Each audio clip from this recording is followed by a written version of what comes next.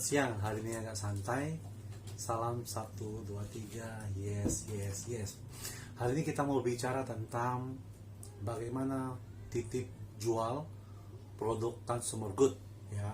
Jadi ada kelebihan kekurangannya. Barang titip jual ke toko, ya. Ini kita bicara barang titip jual ke toko, konsinyasi. Ada kelebihan dan kekurangannya. Oke, saya mau jelaskan sini. Pertama dari sisi distributor,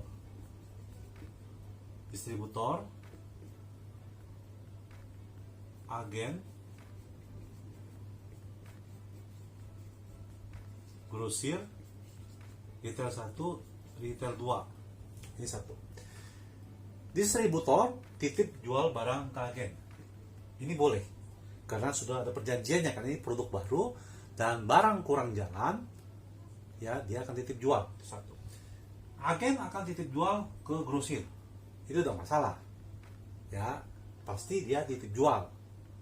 Ya, mungkin minggu atau nggak banyak biasanya. Nah, grosir ini pasti akan titip jual ke toko-toko kecil. Paling tidak, biasanya itu dia tidak banyak. Yang akan titip jual tuh yang toko-toko yang kenal dan yang bagus. Ya, karena ini menyangkut perusahaan, karena menyangkut distributor. Karena sudah ada perjanjiannya. Ya, ini distributor, agen, grosir, dan ke toko. Nah, biasanya ke toko dua ini itu jarang. Grosir tidak mau titip jual. Biasanya. Ya, kelebihannya seperti ini, titip jual. Tentunya nggak bayar, laku yang bayar saja. Itu titip jual. Ya, terus ini dari sisi distributor, ya. Terus kalau barang rusak bisa diganti, itu titip jual, tidak masalah. Nanti kalau nggak laku, bayar yang laku saja. Nah, seperti itu dari sisi titip jual. Oke, kita bicara lagi satu lagi, distributor, grosir, retail 1, retail 2. Oke, nah dari distributor itu bisa titip ke grosir, bisa, karena sudah ada perjanjiannya tentunya, ya. Perjanjiannya nanti bayar yang laku saja, biasa seperti itu. Ada nanti kalau ada barang rusak seperti biasa, supaya barang yang dari distributor produk yang baru itu biar lancar distribusinya, penyebarannya dalam suatu daerah. Nah, grosir juga seperti yang tadi, dia langsung bisa titip jual juga ke toko-toko yang bagus tentunya, ya tentunya tadi yang kelebihannya. Oke, seperti itu. Nah, demikian juga ke R2 ini agak sangat jarang. Nah, yang saya mau tekankan ini adalah distributor, grosir. Oke, nah, di sini saya mau katakan itu ada yang kanvas atau kulakan bahasanya. Ini toko. Toko dibilang semi. Mau jadi toko grosir, tapi dia belum tentu bisa jadi grosir, tapi dia semi, atau dia kanvas ke daerah. Oke, jadi seperti itu. Nah, kalau kanvas, seorang yang baru kanvas, ya, baru mempunyai modal tidak banyak, ambil barang sama grosir. Oke. Kalau ada perjanjian antara kanvas, ini saya bicara toko yang mau kanvas, ke perjanjian antara toko kanvas dan grosir bahwa itu boleh titip jual, tidak masalah.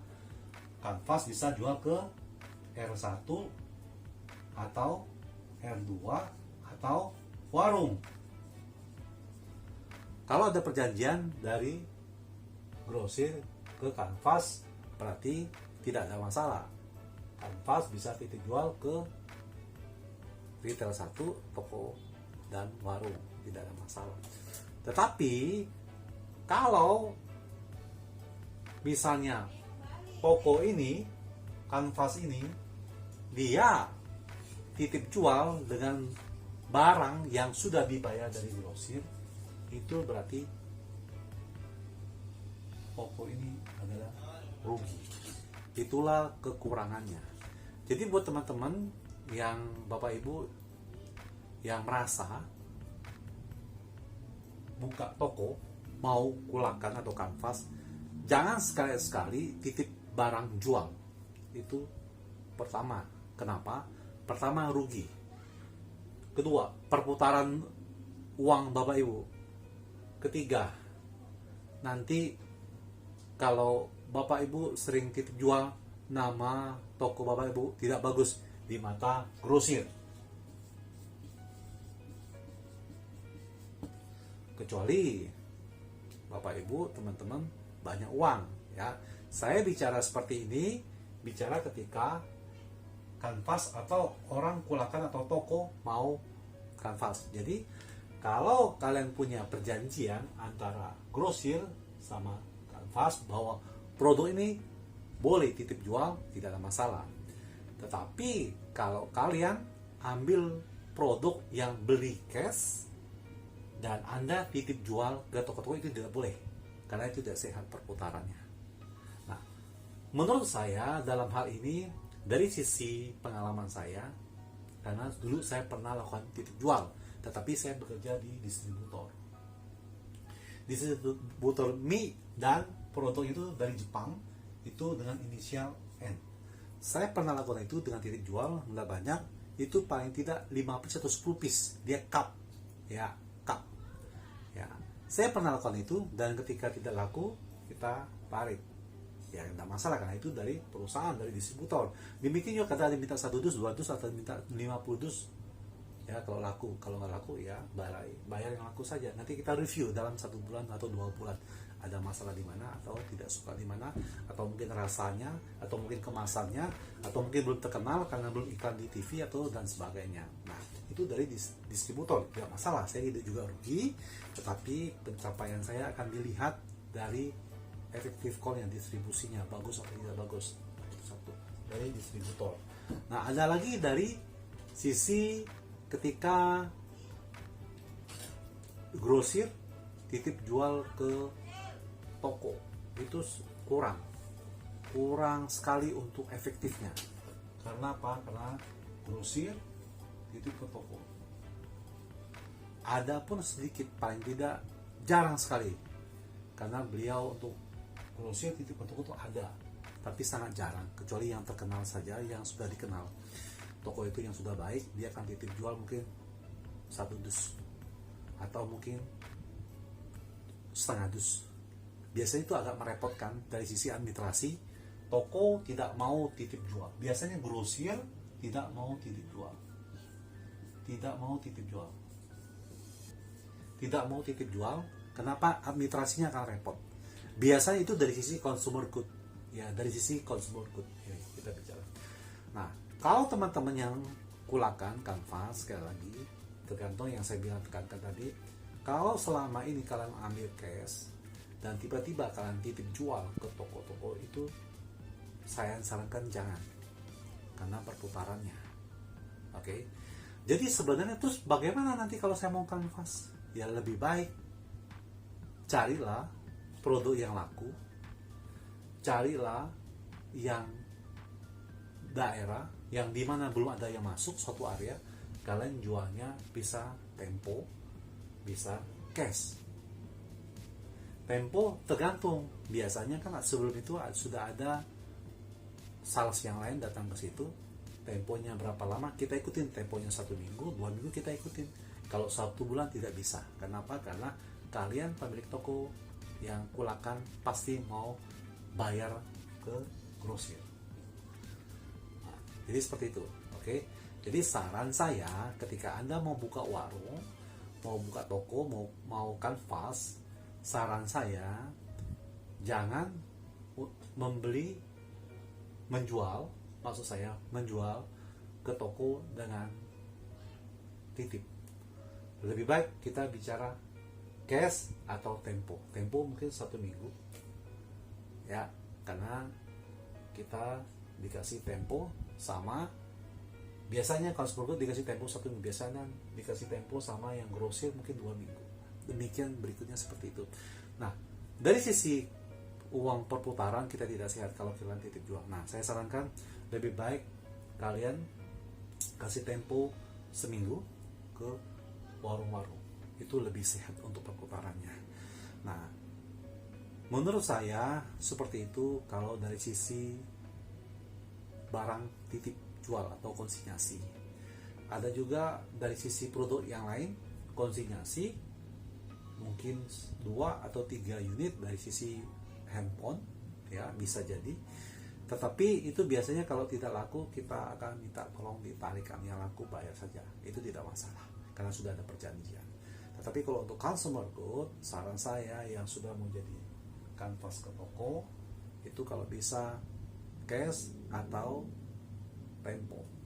Dan jangan lupa ketika teman-teman yang kanvas yang dari toko, ketika toko sudah membeli produk Anda, jangan lupa, saya sarankan ya, orderan sudah ada, berapa produk, nilainya sudah ada, jangan lupa kalian tanda tangan, dan jangan lupa pemilik toko tanda tangan juga ya, dan stempel. Kecuali dia mau membayar cash, berarti nota putihnya kasih ke pemilik toko. Tapi kalau dengan 1 minggu, kita kasih nota merahnya ya, jadi nanti sesuai dengan jatuh tempo tanggal berapa baru kita akan lagi. Jadi ingat, stempel tuh harus bawa bukti bahwa dia sudah membeli barang kita, sudah menyetujui. Jadi seperti itu. Nah, untuk masalah mengenai titip barang ya, titip produk, menurut saya dari sisi distributor itu memang harus dilakukan kalau produk belum laku, dan perusahaan memiliki perhitungan, dan perusahaan tentunya tidak produk ini aja, tetapi dia ada produk yang lain juga. Jadi subsidi silang, kalau produk ini nggak laku bagaimana, tentunya produk lain dia sudah laku. Perusahaan punya perhitungan. Tapi kalau saya berbicara dari sisi toko yang ulakan, yang kanvas lagi, saran saya jangan titip jual. Kecuali Anda sudah ada perjanjian sama grosir, ini boleh titip jual, berarti titip jual tidak apa. Tapi kalian tidak boleh titip jual. Nah, kalau saya mau cari langganan baru seperti apa? Ya tidak usah. Lebih baik kasih tempo, jangan kasih titip jual. Oke? Jadi semoga ini sangat membantu. Kiranya teman-teman, rekan-rekan, kalau ada pertanyaan silakan. Kebetulan saya pernah alami tersendiri titip jual bekerja di distributor. Dan kalau saran saya, kalau teman-teman yang di toko atau yang kulakan, yang mau kulakan ke daerah-daerah, kalau bahasa titip jual menurut saya sarankan jangan, karena itu tidak efektif. Karena bicara nanti biaya transportasi, biaya penginapan, biaya makanan kalian, biaya bensin, semua itu harus diperhitungkan. Lebih baik kasih tempo dan cash untuk supaya kalian bisa ada keuntungan. Itu saran dari saya. Tapi kalau Bapak Ibu mau titip jual itu tidak masalah. Tetapi kalau saran saya itu jangan, karena nanti ada perputaran kalian tidak sehat ketika harus membayar ke grosir. Ketika ada barang yang laku, barang lagi murah, kalian tidak ada uang untuk membeli barang yang murah untuk kalian jual lagi. Nah, itu saran saya. Dan sebagai pertimbangan, lebih baik saya secara pribadi tidak mau titip jual ketika saya sudah beli barang di grosir dengan cash. Ketika saya mau ulakan atau kanvas lagi, jangan titip jual. Semoga ini sangat membantu buat teman-teman, dan mohon maaf, itu pendapat saya kalau mengenai titip jual dari sisi distributor sebagai seorang pekerja sales kanvas, dan dari sisi pemilik toko, saya juga pernah bekerja dengan orang toko, bagaimana titip jual itu kerugiannya seperti ini dan repotnya administrasi seperti ini. Oke, terima kasih.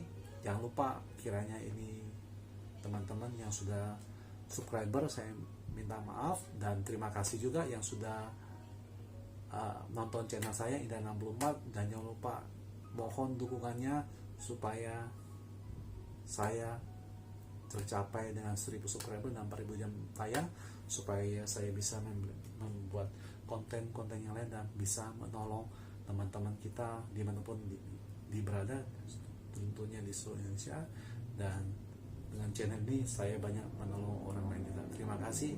Salam 123. Yes, yes, yes.